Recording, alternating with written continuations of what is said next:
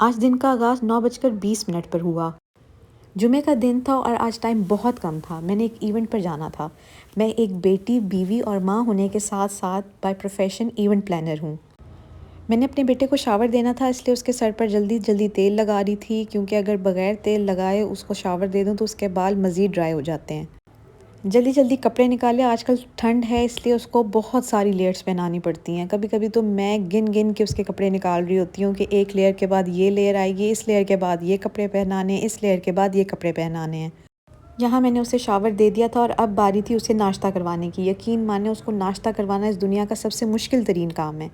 پھر اس کے کپڑے دھونے تھے، کیونکہ ایک ماں ہوں تو ساری ڈیوٹی گھر کی بھی نبھانی ہے، ماں کی بھی نبھانی ہے، اس لیے اس کے اوپر تو کوئی کمپرومائز ہو ہی نہیں سکتا۔ بس اس کے کپڑے میں نے سارے بھگو دیے تھے کہ جب میں واپس آؤں گی تو اچھا خاصا میرا کام ہوا ہوگا، بس اس کو نچوڑ کے اس کو پھیلا دوں گی رات کو اور وہ سوکھ جائیں گے۔ اب باری تھی میرے ناشتے کی اور میرے پاس زیادہ ٹائم نہیں تھا تو صرف چائے پر گزارا کیا۔ بس اللہ کا نام لیا اور جلدی سے گھر سے نکل گئی۔ راستے میں مجھے ٹینشن ہو رہی تھی کہ پتہ نہیں میری ٹیم پہنچی ہے نہیں، یا کوئی سلو کام نہ کر رہا ہو، لیکن جب آپ اپنی ٹیم کو ٹرین کر لیتے ہیں تو پھر کافی حد تک آپ کی ٹینشن ختم ہو جاتی ہے۔ بس پہلے سے ٹیم لگی ہوئی تھی اور یہ تھی فائنل لک ہمارے ڈیکور کی۔ آج جو ایونٹ تھا ہمارے پاس، اس پہ ہمارے پاس کیٹرنگ بھی تھی، فوڈ بھی تھا اور ڈیکور بھی، تو ذمہ داری ڈبل تھی۔ جب کلائنٹ آپ پر ٹرسٹ کرتا ہے اور اپنا اتنا خوبصورت دن کی ذمہ داری آپ کو دیتا ہے تو پھر یہ آپ پر فرض بنتا ہے کہ اس کے ایونٹ کو 4 چاند لگا دیں، اس میں کوئی کمی نہ چھوڑیں، اس کلائنٹ کو کہیں تھوڑی سی بھی ٹینشن نہ ہو کہ کوئی چیز کم پڑ جائے گی یا کوئی چیز خراب ہو جائے گی۔ آپ اپنے پروفیشن کے ساتھ سنسیئر ہوں، اس کلائنٹ کے ساتھ سنسیئر ہوں، کیونکہ وہ آپ کو پے کر رہا ہوتا ہے۔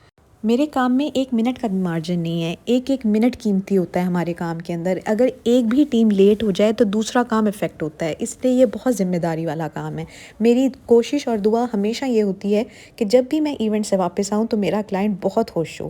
کبھی کبھی یہ فیل ہوتا ہے کہ یہ فیلڈ عورتوں کی نہیں ہے، لیکن جس زمانے میں اور جس سال میں ہم رہ رہے ہیں وہاں پہ عورت کیا اور مرد کیا، ہم سب کو مل کر کام کرنا ہے۔